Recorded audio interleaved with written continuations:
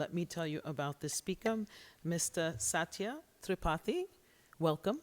Nice to have you with us. I will tell you I'll read a little bit about him for all of you.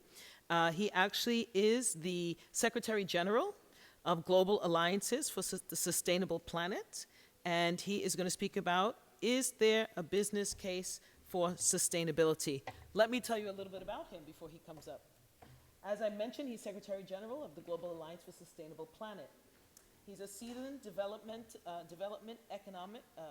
economist and lawyer with 40 years of experience.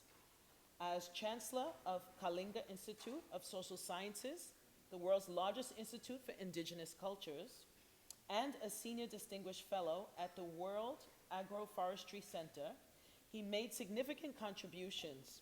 He's a former UN Assistant Secretary General. He played pivotal roles in the post-war Bosnia UN mediation with Cyprus talks, and also tsunami, NIAS, did I say that right? NIAS tsunami, thank you.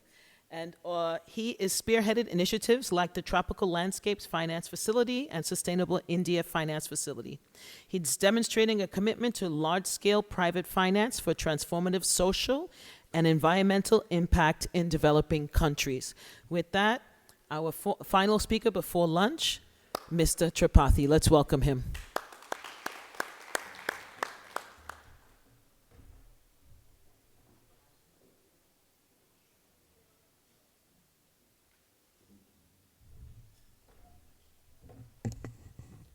Good afternoon.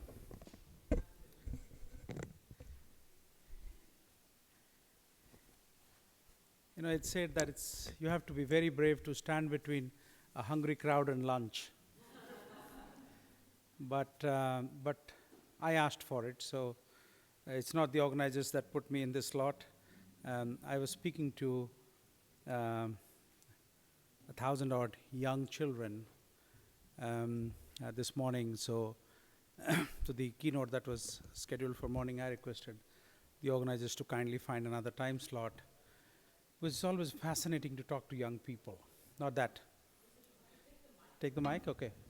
Not that older people like us don't matter, but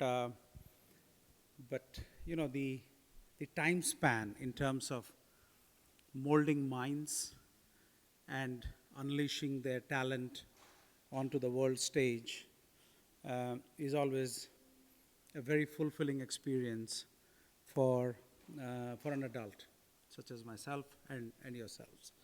So I had to make a choice, so apologies, but here we are. So is there a business case for sustainability? Let me start by talking a little bit about Earth systems and where we are. Talking about Earth systems, all of us should be mortally frightened. You know, it's the equivalent of we all in a boat. The boat has multiple holes. It is taking in water, and we're going to drown in 10 minutes in planetary time scale. And what we are discussing is who has a better view, or who gets to sit where,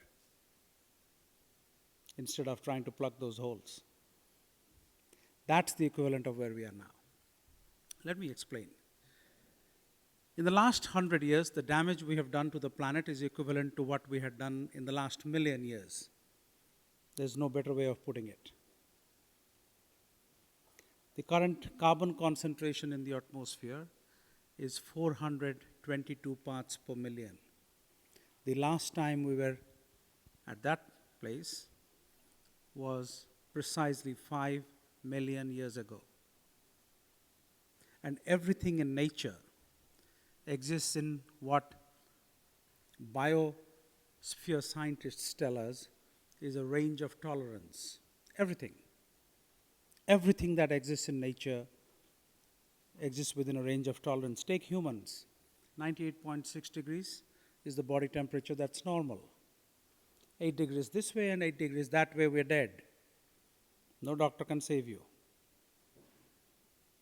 Same with animals. Same with plant species. You know, the beautiful mountains we climb and we go to find our bearings. ancient Greek philosophers used to say, the truth you bring to the mountains is the truth you find there. The mountains don't give you any truth. You find it there because it offers you an opportunity to clear your head of the distractions so that you can think with clarity and you find the truth that you actually brought to the mountains yourselves. Now, in our case, we're actually destroying those mountain landscapes. When you love those tree species that you find in the mountains, the Alps, the Himalayas. 2 days ago, I was speaking at an event. The Himalayas, the Hindu Kush Himalayas, as it is popularly known, actually has the glaciers that feeds the world's largest river systems, from China to Afghanistan to Pakistan to India to Nepal to Bangladesh to Myanmar and Bhutan. Did you know that those glacial water bodies, what is called the cryosphere of the Earth, the frozen part of the world's water universe, actually provides fresh water for 2 billion people? And ICIMOD, the International Center for Integrated Mountain Development, which is an 8-country intergovernmental organization, does pioneering studies on risks to the planet and the Earth systems.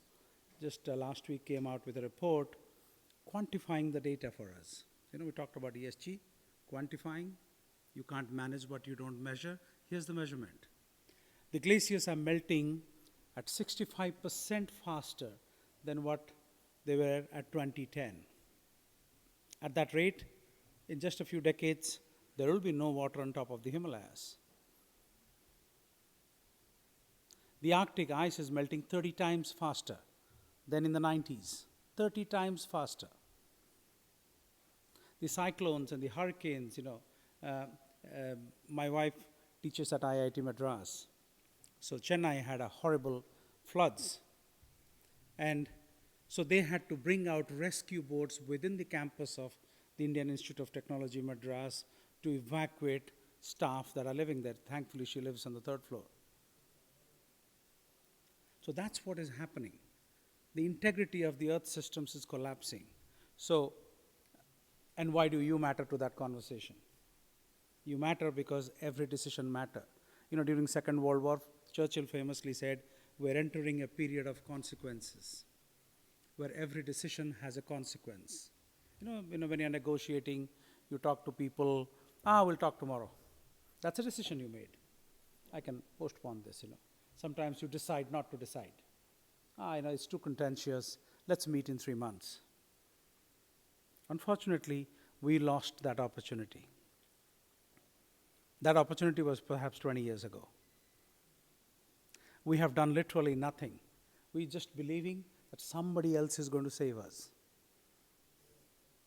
Somebody else is going to fix the problem. Johan Rockström, who is one of the world's leading climate scientists, please check him out on Google, the gentleman who came up with the idea of planetary boundaries. The Earth exists in a very fine balance, the web of life. We somehow arrogantly believe as humans that the world exists for us. Part of it comes from religion. Depending on what you believe, we're told, God created the world in its own image and the humans and all.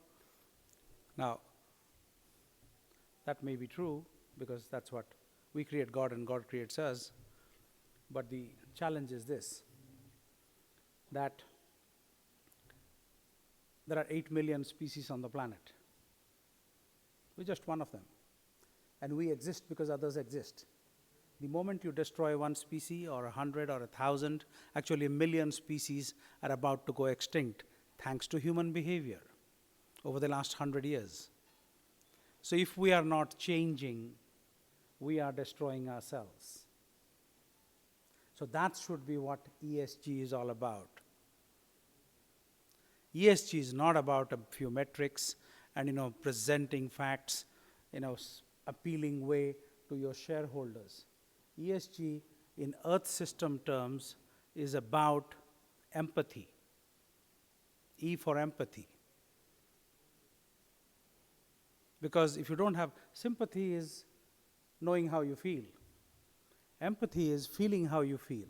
So if you don't have empathy for other species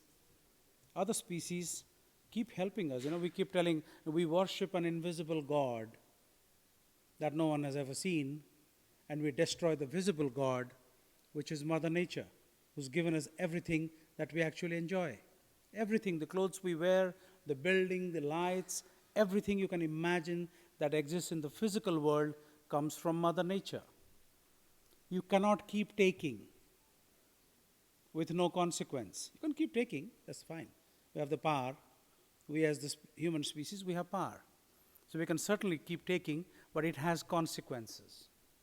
And the consequence is that we're about to breach that range. Now back to, is there a business case for sustainability? An emphatic yes.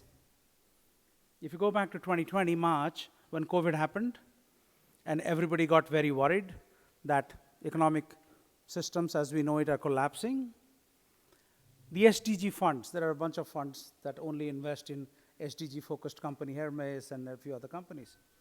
They were the best performers because they haven't invested in things that are destructive.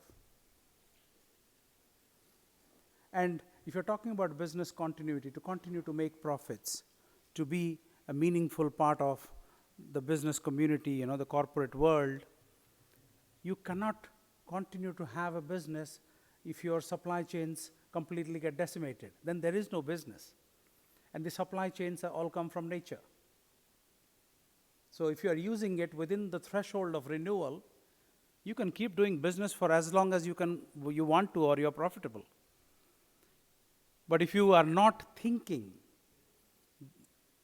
that it matters, then there is a problem.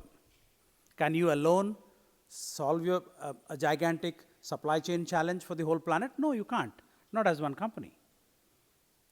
But when you start thinking, when you open up your minds to that challenge and to that possibility and to that opportunity, you'll actually start making a difference. So when you look at ESG, don't look at it as numbers. Look at it as an opportunity to make a difference to an existential challenge to humanity. That's when you are a responsible corporate citizen of the world. Otherwise, it's pointless, because the rate at which the unraveling is happening, it's 10 to 15 years' time we have, and I'm not exaggerating. Look up every science that you can find on the web. Everything points to that. We actually crossed already 2 degrees Celsius of global warming just last week. It went up to 2.06 degrees Celsius.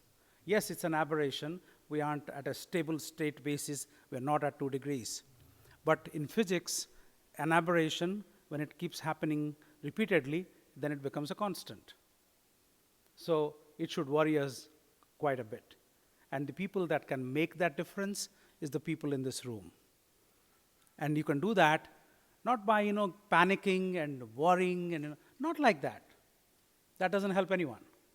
By just thinking differently, that I am a responsible corporate citizen, I can make a difference. Let me look at my supply chains. Let me look at everything I do.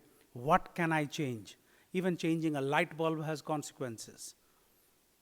If 8 billion people flipped their switches while walking out of a room that does not need luminescence, that's 8 billion watts of electricity saved every minute. That's the consequence of decisions for individuals, but again, your decisions are compounded because you make decisions that affect thousands, depending on your customers, maybe millions of people. So your decisions matter more than just individuals. So if I can leave you with that thought, that, please think differently. And it is within your powers. It is not too late. There's no need to panic, but we will panic very soon if we don't decide to be different, think different, and make a difference. Thank you.